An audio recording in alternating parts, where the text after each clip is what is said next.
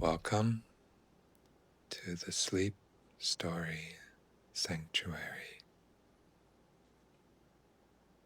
where we try to give you a peaceful and restful sleep. Tonight we'll be reading Alice in Wonderland.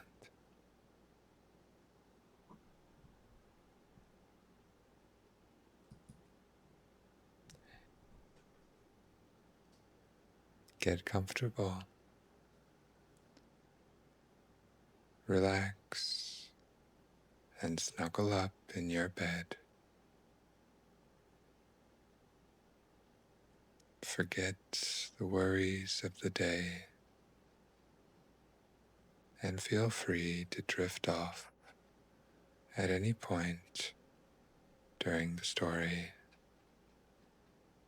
We will always be here if you want to come back.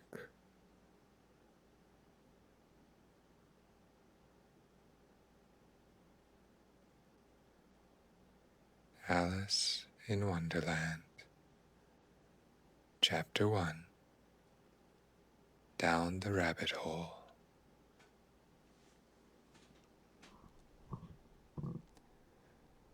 Alice was beginning to get very tired of sitting by her sister on the bank and of having nothing to do. Once or twice, she had peeped into her book that her sister was reading, but it had no pictures or conversations in it. And what is the use of a book, thought Alice, without pictures or conversations? So she was considering in her own mind, as well as she could, for the hot day made her feel very sleepy and stupid, whether the pleasure of making a daisy chain would be worth the trouble of getting up and picking the daisies, when suddenly a white rabbit with pink eyes ran close by her. There was nothing so very remarkable in that,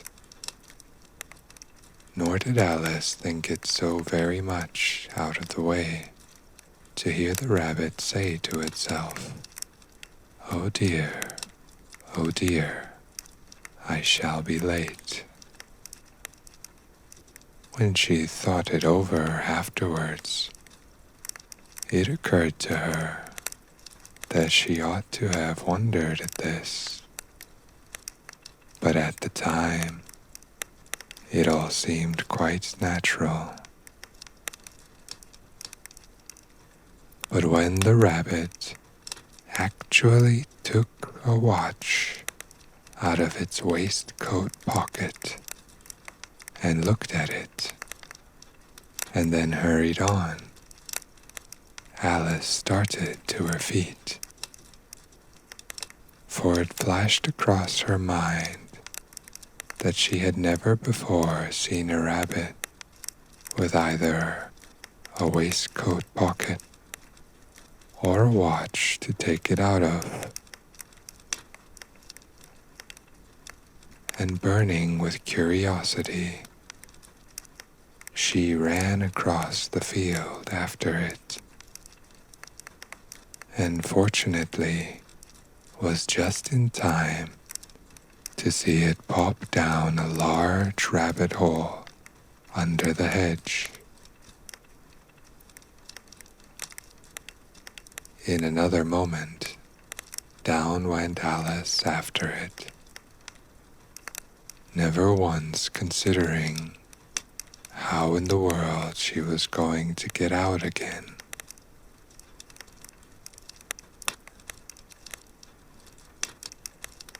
the rabbit hole went straight on like a tunnel for some way, and then dipped suddenly down,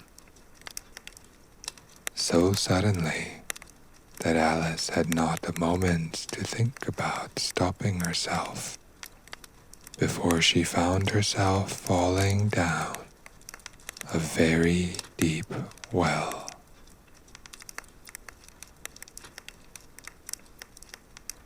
Either the well was very deep, or she fell very slowly,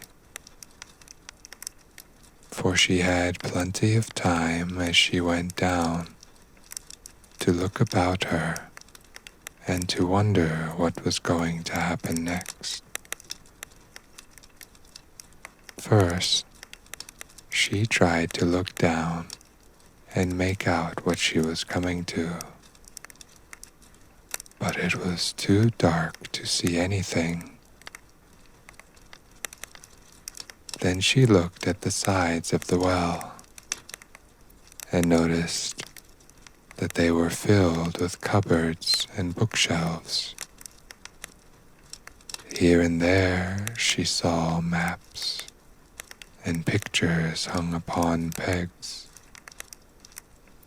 She took down a jar from one of the shelves as she passed. It was labeled Orange Marmalade. But to her great disappointment, it was empty.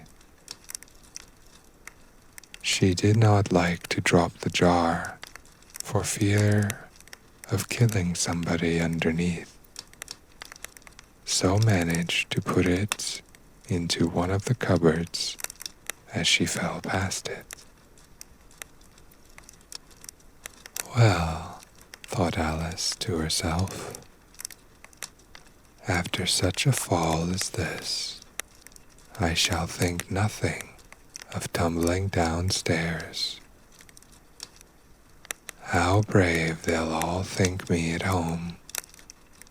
Why, I wouldn't say anything about it, even if I fell off the top of the house, which was very likely true. Down, down, down. Would the fall never come to an end? I wonder how many miles I've fallen by this time, she said aloud. I must be getting somewhere near the center of the earth. Let me see. That would be 4,000 miles down, I think. For you see, Alice had learned several things of this sort in her lessons in the schoolroom. And though this was not a very good opportunity for showing off her knowledge, as there was no one to listen to her, still it was good practice to say it over. Yes, that's about the right distance. But then I wonder what latitude or longitude I've gotten to. Alice had no idea what latitude was, or longitude, but thought they were nice, grand words to say. Presently she began again. I wonder if I shall fall right through the earth. How funny it'll seem to come out among the people that walk with their heads downward. The antipathies, I think. She was rather glad there was no one listening this time, as it didn't sound at all the right word. But I shall have to ask them what the name of the country is, you know. Please, ma'am, is this New Zealand or Australia? And she tried to curtsy as she spoke. fancy curtsying as you're falling through the air. Do you think you could manage it? And what an ignorant little girl she'll think me for asking. No, it'll never do to ask. Perhaps I shall see it written up somewhere. Down, down, down. There was nothing else to do. So Alice soon began talking again. Dinah'll miss me very much tonight, I should think. Dinah was the cat. I hope they'll remember her saucer of milk at tea time. Dinah, my dear, I wish you were down here with me. There are no mice in the air, I'm afraid, but you might catch a bat, and that's very like a mouse, you know. But do cats eat bats, I wonder? And here Alice began to get rather sleepy, and went on saying to herself, in a dreamy sort of way, do cats eat bats?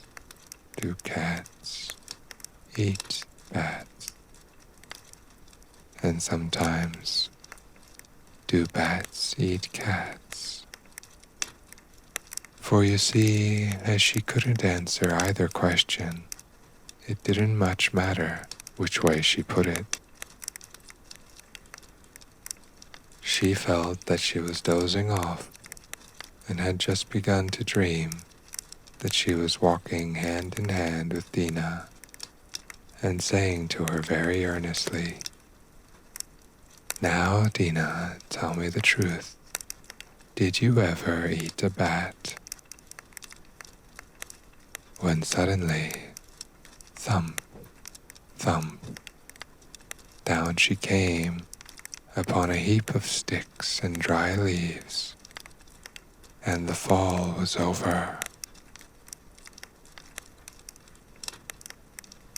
Alice was not a bit hurt, and she jumped up onto her feet in a moment. She looked up, but it was all dark overhead. Before her was another long passage, and the white rabbit was still in sight, hurrying down it. There was not a moment to be lost. Away went Alice like the wind, and was just in time to hear it say, as it turned a corner, "Oh, my ears and whiskers, how late it's getting." She was close behind it when she turned the corner, but the rabbit was no longer to be seen. She found herself in a long, low hall, which was lit up by a row of lamps hanging from the roof.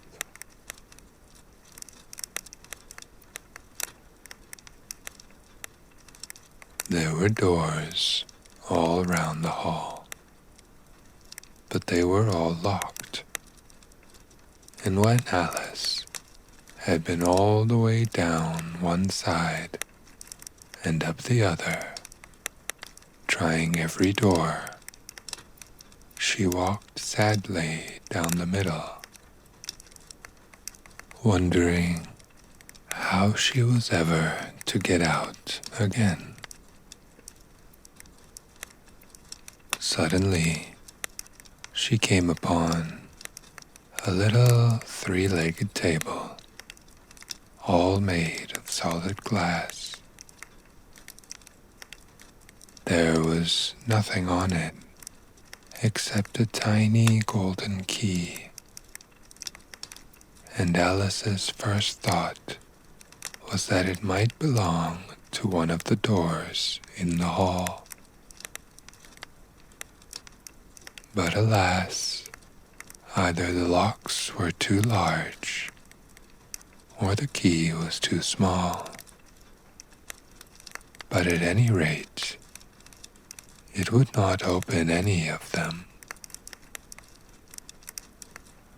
However, on the second time round, she came upon a low curtain she had not noticed before,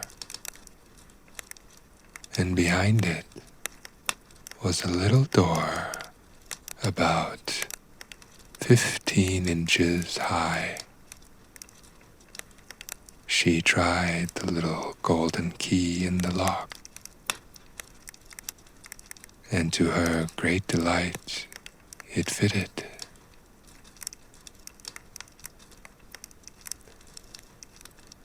Alice opened the door and found that it led into a small passage, not much larger than a rat hole. She knelt down and looked along the passage into the loveliest garden you ever saw. How she longed to get out of that dark hall and wander about among those beds of bright flowers and those cool fountains. But she could not even get her head through the doorway. And even if my head would go through, thought poor Alice, it would be of very little use without my shoulders. Oh, how I wish I could shut up like a telescope. I think I could, if I only knew how to begin. For, you see, so many out-of-the-way things had happened lately that Alice had begun to think that very few things indeed were really impossible. There seemed to be no use in waiting by the little door, so she went back to the table, half hoping she might find another key on it, or at any rate, a book of rules for shutting people up like telescopes.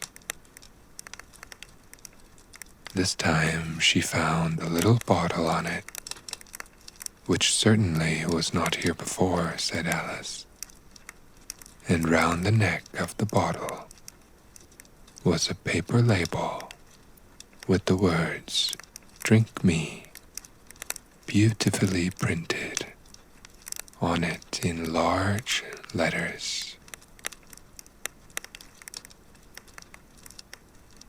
It was all very well to say, "Drink me," but the wise little Alice was not going to do that in a hurry.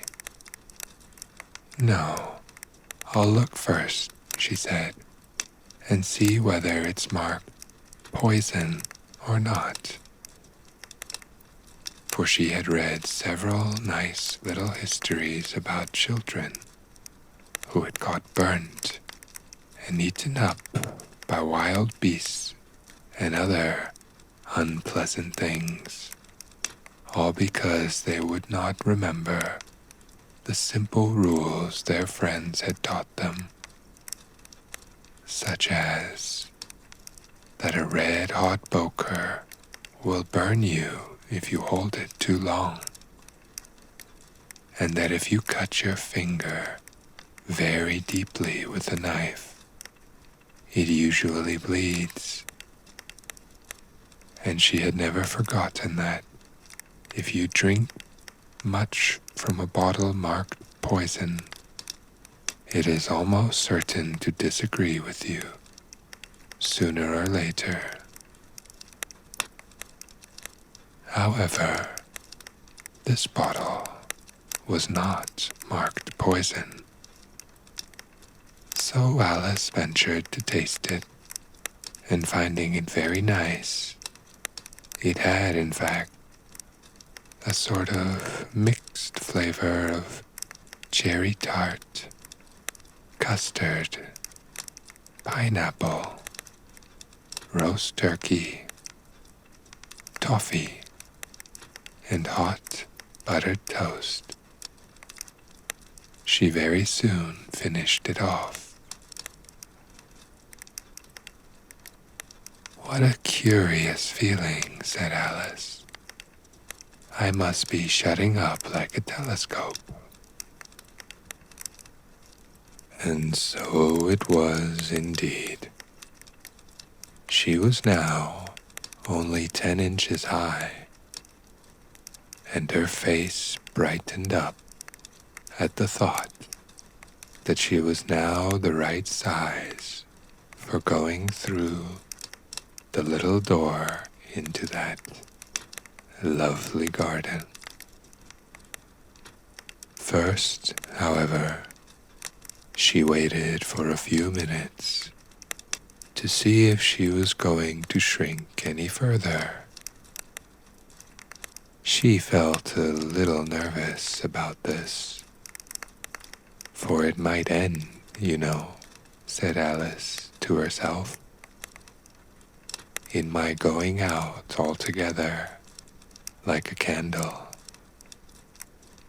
I wonder what I should be like then.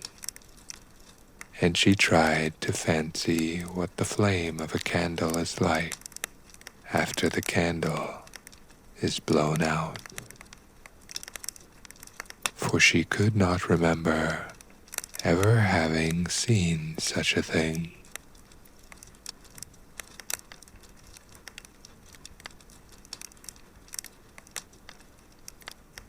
After a while, finding that nothing more happened, she decided on going into the garden at once. But alas for poor Alice, when she got to the door, she found that she had forgotten the little golden key. And when she went back to the table for it, she found she could not possibly reach it. She could see it quite plainly through the glass, and she tried her best to climb up one of the legs of the table. But it was too slippery, and when she had tired herself out with trying, the poor little thing sat down and cried. "Come, there's no use in crying like that," said Alice to herself, rather sharply. "I advise you to leave off this minute." She generally gave herself very good advice, though she very seldom followed it. And sometimes she scolded herself so severely as to bring tears into her eyes. And once she remembered trying to box her own ears for having cheated herself in a game of croquet. She was playing against herself. For this curious child was very fond of pretending to be two people. But it's no use now, thought poor Alice, to pretend to be two people. Why, there's hardly enough of me left to make one respectable person.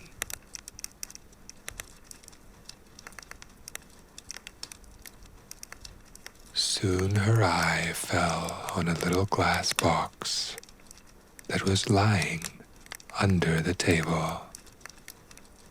She opened it and found in it a very small cake on which the words, "Eat me," were beautifully marked in currants. "Well, I'll eat it," said Alice, "and if it makes me grow larger, I can reach the key. And if it makes me grow smaller, I can creep under the door. So either way, I'll get into the garden, and I don't care which happens." She ate a little bit and said anxiously to herself, "Which way, which way?" holding her hand on the top of her head to feel which way it was growing, and she was quite surprised to find that she remained the same size.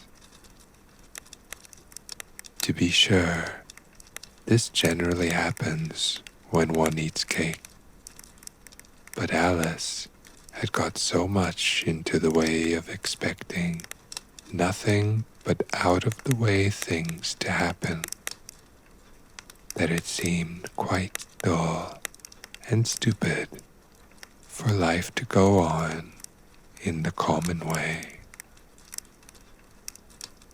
So she set to work, and very soon finished off the cake.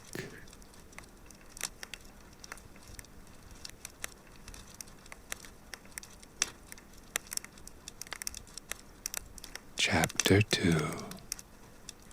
The Pool of Tears.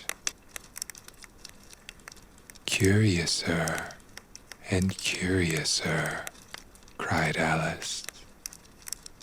She was so much surprised that for the moment she quite forgot how to speak good English. "Now I'm opening out like the largest telescope that ever was. Goodbye, feet."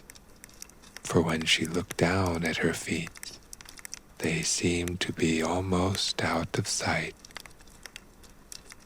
They were getting so far off.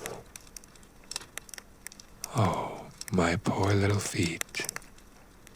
I wonder who will put on your shoes and stockings for you now, dears." "I'm sure I shan't be able. I shall be a great deal too far off to trouble myself about you. You must manage the best way you can. But I must be kind to them," thought Alice, "or perhaps they won't walk the way I want to go. Let me see. I'll give them a new pair of boots every Christmas."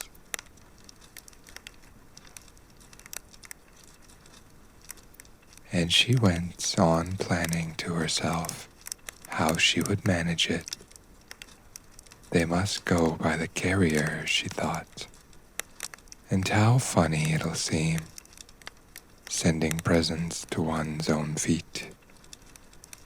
And how odd the directions will look. Alice's right foot, ESQ.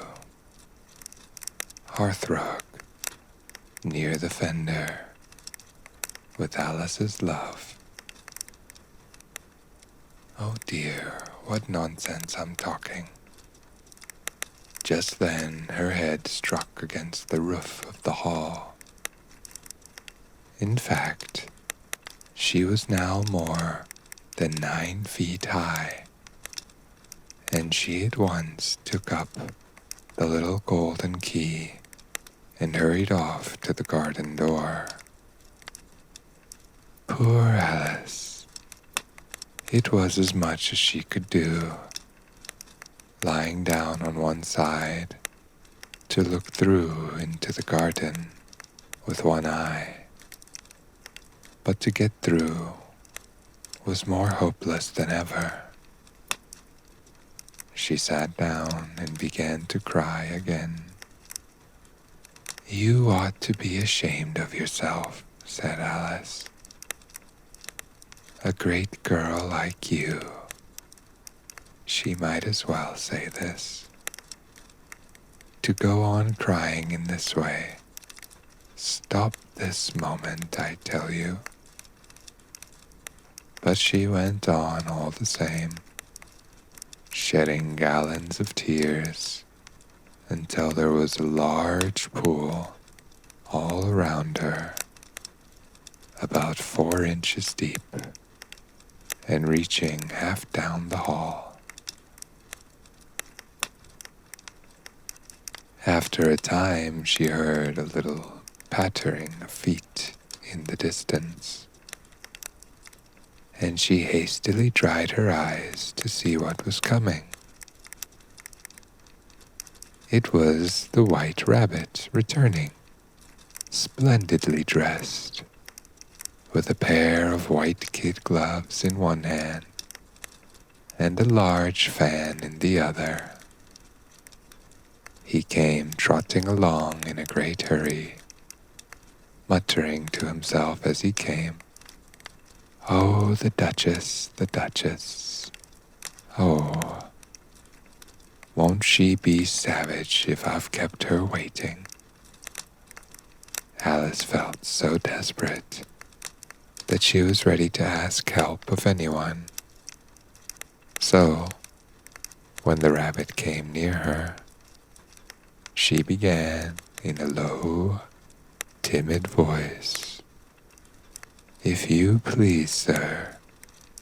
The rabbit started violently, dropped the white kid gloves and the fan, and scurried away into the darkness as hard as he could go. Alice took up the fan and gloves, and as the hall was very hot, she kept fanning herself all the time she went on talking.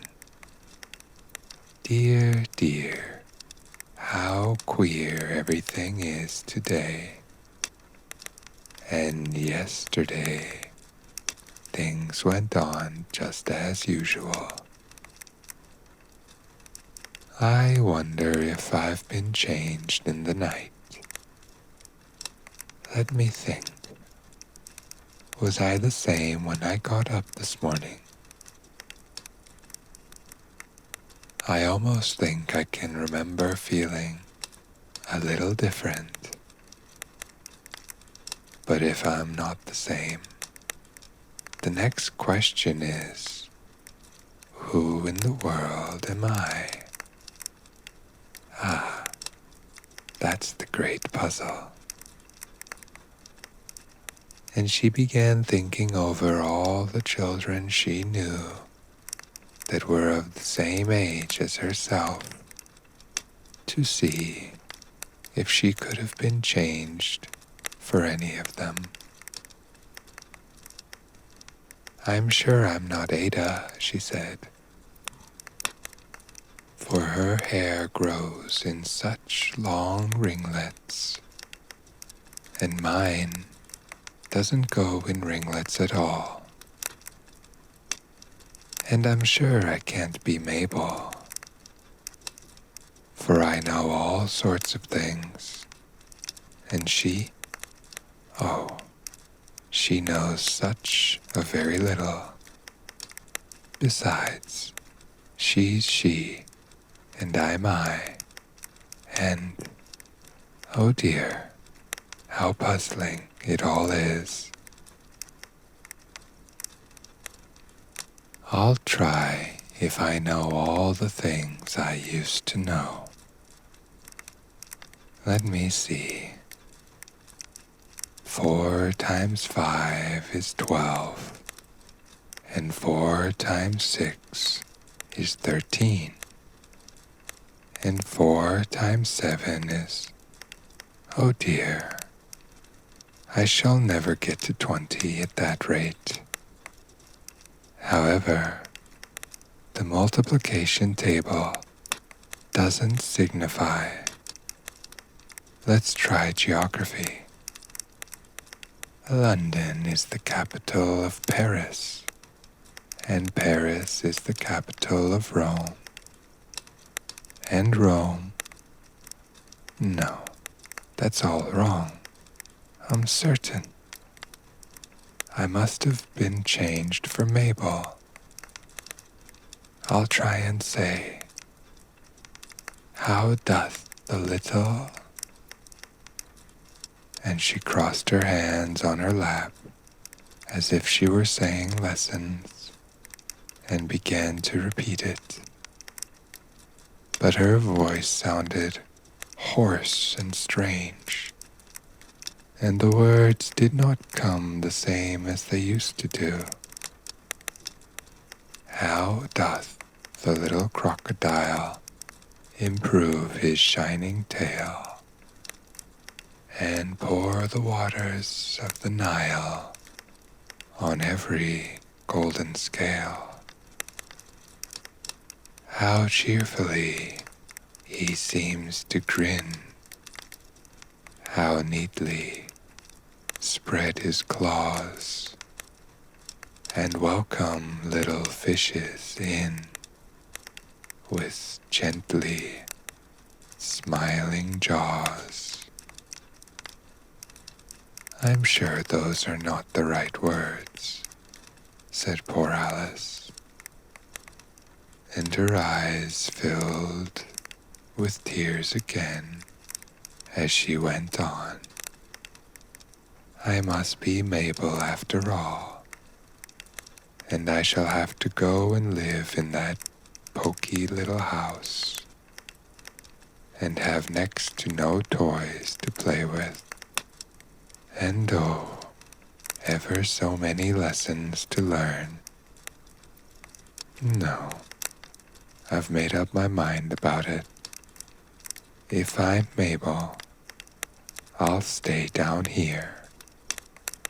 It'll be no use their putting their heads down and saying, "Come up again, dear." I shall only look up and say, "Who am I then? Tell me that first, and then, if I like being that person, I'll come up. If not, I'll stay down here till I'm somebody else. But, oh dear," cried Alice, with a sudden burst of tears, "I do wish they would put their heads down. I am so very tired of being all alone here." As she said this, she looked down at her hands and was surprised to see that she had put on one of the rabbit's little white kid gloves while she was talking. How can I have done that, she thought.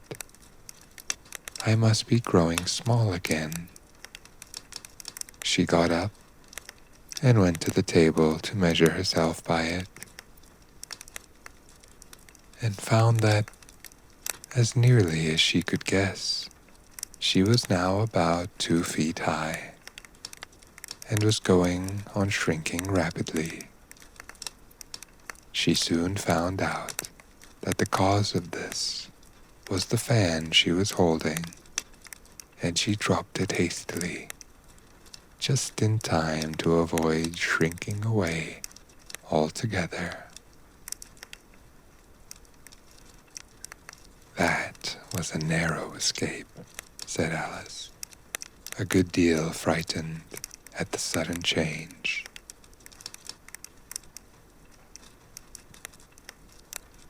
But very glad to find herself still in existence. And now for the garden. And she ran with all speed back to the little door. But, alas, the little door was shut again, and the little golden key was lying on the glass table as before, and things are worse than ever, thought the poor child, for I never was so small as this before, never, and I declare it's too bad that it is.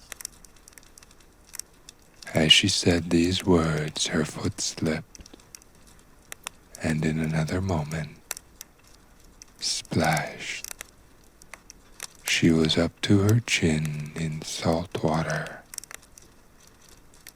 Her first idea was that she had somehow fallen into the sea,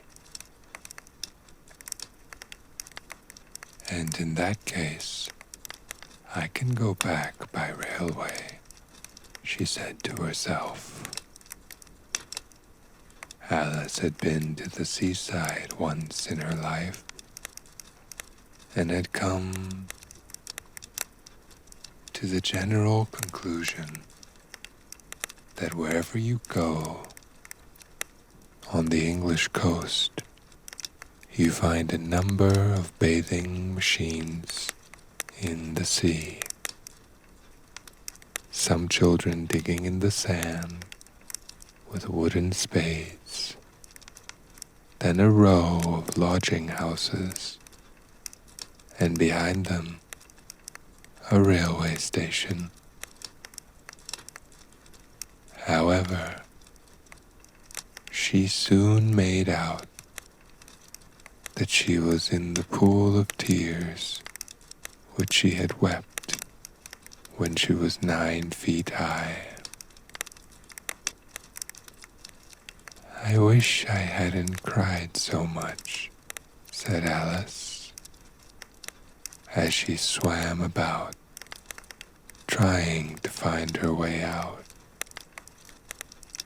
I shall be punished for it now, I suppose, by being drowned in my own tears. That will be a queer thing, to be sure. However, everything is queer today. Just then she heard something splashing about in the pool a little way off, and she swam nearer to make out what it was. At first, she thought it must be a walrus or hippopotamus, but then she remembered how small she was now, and she soon made out that it was only a mouse that had slipped in like herself. Would it be of any use now, thought Alice, to speak to this mouse? Everything is so out of the way down here that I should think very likely it can talk. At any rate, there's no harm in trying. So she began.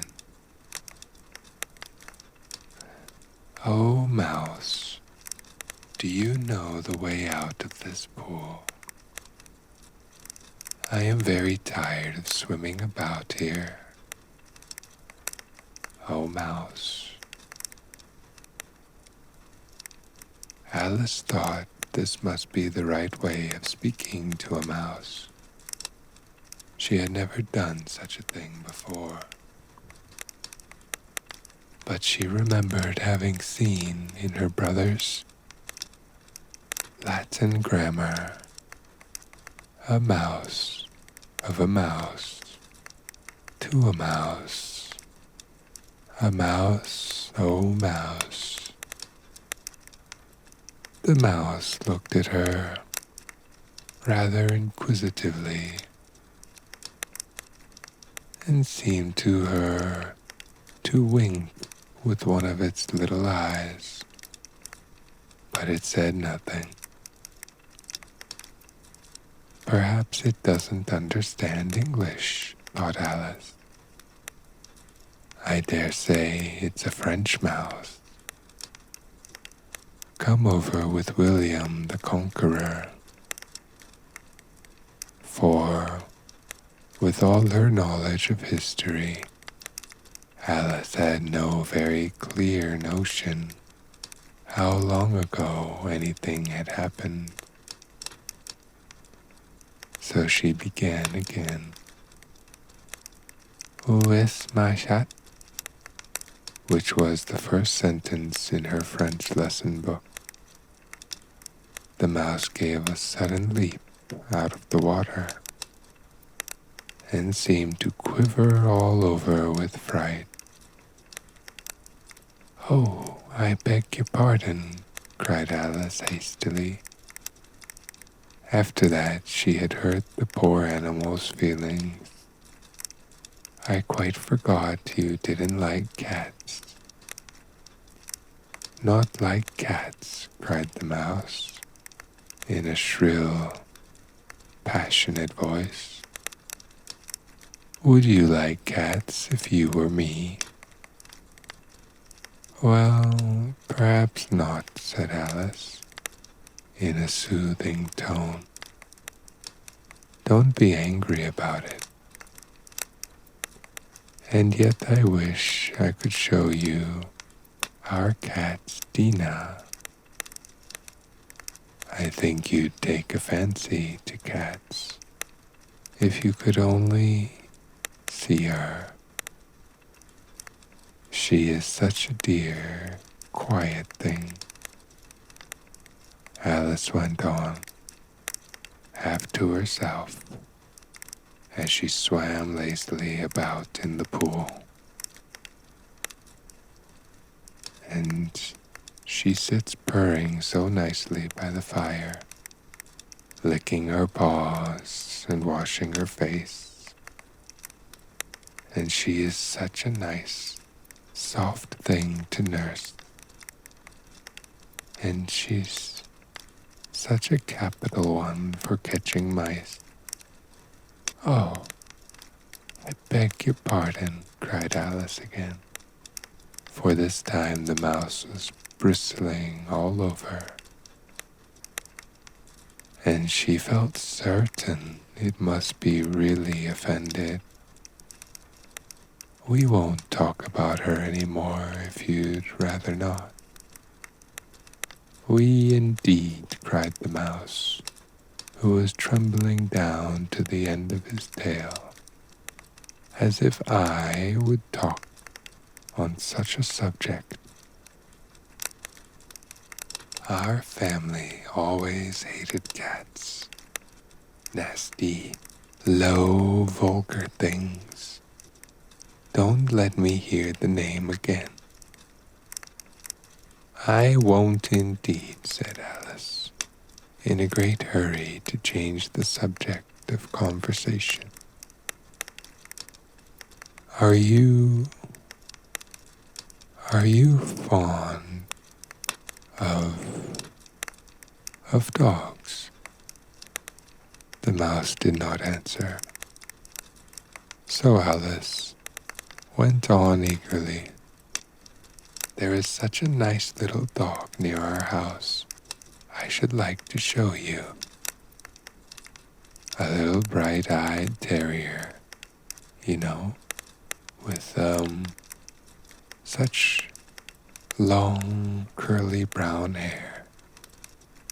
And it'll fetch things when you throw them. And it'll sit up and beg for its dinner. And all sorts of things. I can't remember half of them. And it belongs to a farmer, you know, and he says it's so useful, it's worth £100. He says it kills all the rats and... Oh dear, cried Alice in a sorrowful tone. I'm afraid I've offended it again, for the mouse was swimming away from her as hard as it could go, and making quite a commotion in the pool as it went. So she called softly after it, "Mouse dear, do come back again, and we won't talk about cats or dogs either, if you don't like them." When the mouse heard this, it turned round and swam slowly back to her. Its face was quite pale, with passion, Alice thought, and it said in a low, trembling voice, "Let us get to the shore, and then I'll tell you my history, and you'll understand why it is I hate cats and dogs."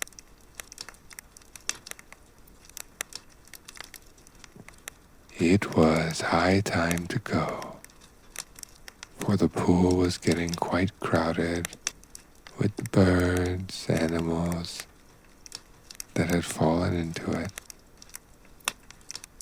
There were a duck and a dodo, a lory and an eaglet, and several other curious creatures. Alice led the way, and the whole party swam to the shore.